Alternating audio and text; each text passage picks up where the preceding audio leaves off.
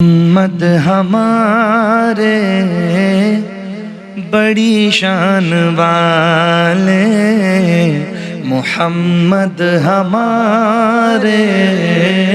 بڑی شان والے، وہ نبیوں میں رحمت لقب پانے والے، آقا ہمارے بڑی شان والے، محمد ہمارے بڑی شان والے، زبان ان کی نوری، بیان ان کے نوری، دہن ان کا نوری، بدن ان کا نوری، یہ خاکی بنائے کہ کیا ان کے خاک ہیں، آقا ہمارے بڑی شان والے، محمد ہمارے بڑی شان والے، صلی اللہ علیہ وآلہ وسلم۔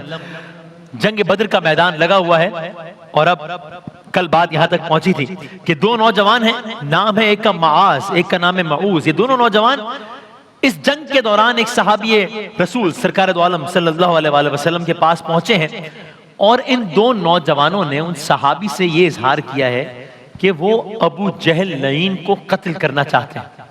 تو اب وہ صحابی یہ داستان بتا رہے ہیں کہ ان کے ساتھ کیا ہوا، کس طرح دو نوجوان آئے، کس طرح انہوں نے کیا بات کی۔ وہ فرماتے ہیں صحابی،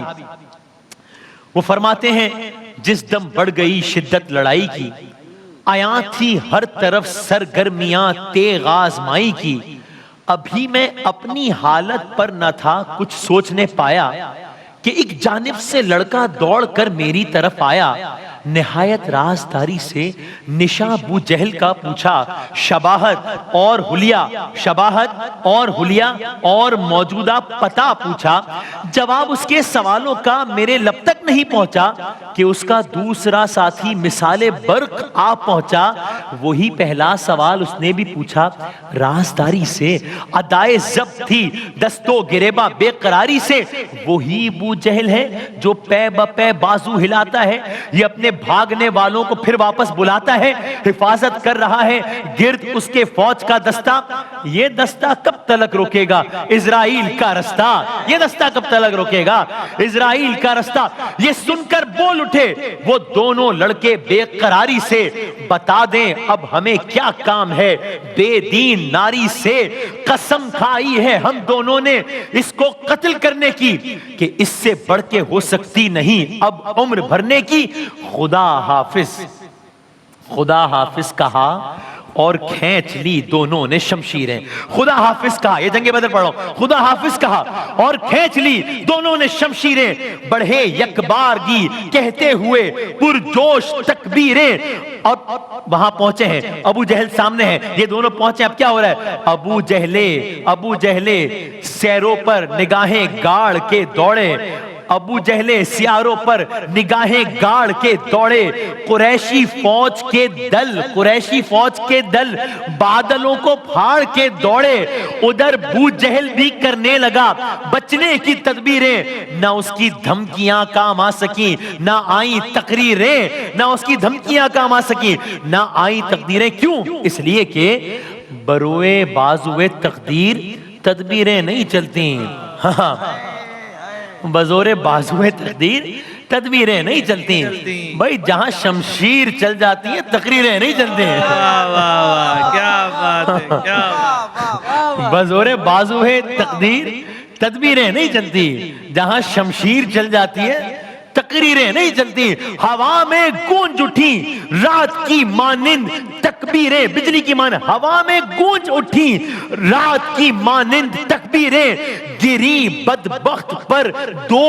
تیز خون آشام شمشیریں، دہن سے آہ نکلی ہاتھ سے تیغ و سپر چھوٹی،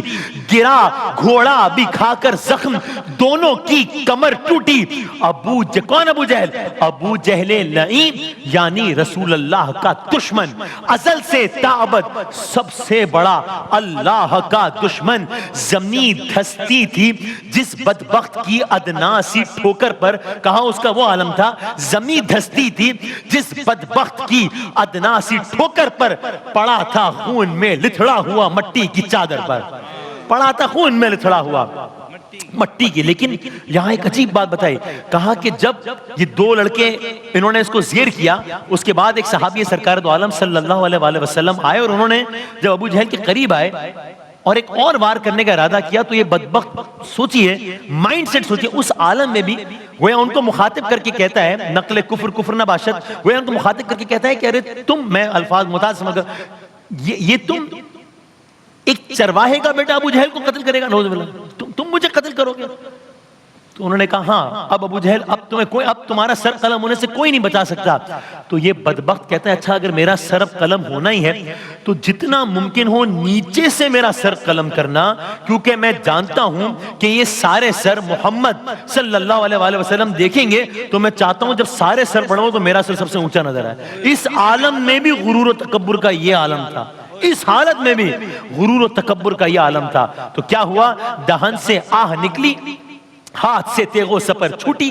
گرا گھوڑا بھی کھا کر زخم دونوں کی کمر ٹوٹی۔ ابو جہل لعین یعنی رسول اللہ کا دشمن، ازل سے تا ابد سب سے بڑا اللہ کا دشمن۔ زمین دھستی تھی جس بدبخت کی ادنا سی ٹھوکر پر، پڑا تھا خون میں لتھڑا ہوا مٹی کی چادر پر۔ اب آسمان نے ایک منظر دیکھا۔ کیا منظر دیکھا؟ آسمان نے وہ منظر دیکھا کہ بے سر و سامانی کے عالم نے صرف، کیونکہ آپ کو یاد ہے نا کہ جنگ شروع کہاں سے ہوئی تھی، آپ کو دونوں لشکر یاد ہے نا، کہاں ایک لشکر مکے سے چلا تھا جس میں ڈھول باجے، خواتین کی بڑی تعداد، مرد و زن، کیا کچھ سہولت تھی اس زمانے کے اعتبار سے جو نہیں تھی اس لشکر میں۔ یہاں 313 تھے صرف۔ لیکن اب آسمان نے منظر دیکھا کہ بے سر و سامانی کے عالم، صرف اللہ کے لیے جنگ لڑنے والوں نے ساز و سامان سے لدے، غرور و تکبر میں غرق، اپنے سے کئی گنا بڑے، اپنے سے کئی گنا مضبوط لشکر کو تہے تیک کر دیا، تہے تیک کر دیا۔ ان کی حالت یہ تھی کہ 70 لوگ، جن میں 11 تو ان کے اپنے بڑے بڑے سردار تھے، 70 لوگ جن میں 11 بڑے بڑے سردار تھے، مطلب زمین پر ہی پڑے تھے، گویا زمین پر پڑے اپنا خون چاٹ رہے تھے، یہ حال تھی۔ لات و منات کے پجاریوں نے ان کو لات اور منات کے حوالے کر کے فرار کی ایسی راہ اختیار کی، یعنی باقی ان کو چھوڑ کے ایسے بھاگے کہ پھر ان میں سے کسی نے مڑ کے نہیں دیکھا، سب چلے گئے۔ ان کے کسی نے دیکھا نہیں کہ ان کے شہ سوار، کسی نے دیکھا نہیں کہ ان کے سردار کس ذلت سے اس میدان میں پڑے ہیں، جو ہمیشہ ہمیشہ کے لیے مسلمانوں کی پہلی اور عظیم فتح کا مرکز بن گیا۔ الحمدللہ۔ کیا ہوا تھا؟ حافظ جالندھری صاحب کہتے ہیں ہوئے مقتول 70 حملہ آور جنگ کے اندر، ہوئے مقتول 70 حملہ آور جنگ کے اندر، پڑے تھے جا بجا پامال خاک و رنگ کے اندر، پڑے تھے جا بجا پامال خاک و رنگ کے اندر۔ یہ جو پڑے تھے، یہ جو بھاگ گئے، یہ پھونکوں سے بجھانا چاہتے تھے شمع عرفاں کو، یہ پھونکوں سے بجھانا چاہتے تھے شمع عرفاں کو، یہ قوت سے دبانا چاہتے تھے نور ایمان کو۔ فضا میں گونج اٹھی پھر سے صدا اللہ اکبر کی، خدا کے سامنے سر رکھ دیے ایمان والوں نے۔ یہ پہلی فتح تھی انسان کی شیطان کے اوپر، یہ پہلی فتح تھی انسان کی شیطان کے اوپر، کہ بعد فتح قائم تھا بشر ایمان کے اوپر، کہ بعد فتح قائم تھا بشر ایمان کے اوپر۔ یہ پہلی فتح تھی انسان کی شیطان کے اوپر، کہ بعد فتح قائم تھا بشر ایمان کے اوپر۔ انہیں اب بھی نہ خنجر پر نہ بھالے پر بھروسہ تھا، بھئی یہ تو جنگ جیتے ہیں، انہیں خنجر پہ پہلے بھی بھروسہ نہیں تھا، انہیں بھالوں پر پہلے بھی بھروسہ نہیں تھا، انہیں اب بھی نہ خنجر پہ بھروسہ تھا، انہیں اب بھی نہ بھالوں پر بھروسہ تھا، تو انہیں بھروسہ کس پر تھا؟ انہیں اب بھی نہ خنجر پر نہ بھالوں پر بھروسہ تھا، بس خدا پر اور اپنے کملی والے پر بھروسہ تھا، بس انہیں اب بھی نہ پہلے نہ کل نہ آج، انہیں اب بھی نہ خنجر پر نہ بھالے پر بھروسہ تھا، تو پھر بھروسہ کس پہ تھا؟ خدا پر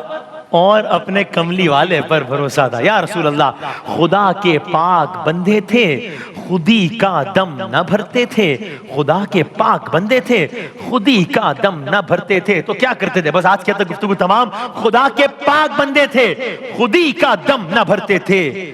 محمد اور محمد کے خدا کا شکر کرتے تھے، محمد اور محمد کے خدا کا شکر کرتے تھے۔ ایک وقت کے بعد دوبارہ حاضر انشاءاللہ۔ اللہ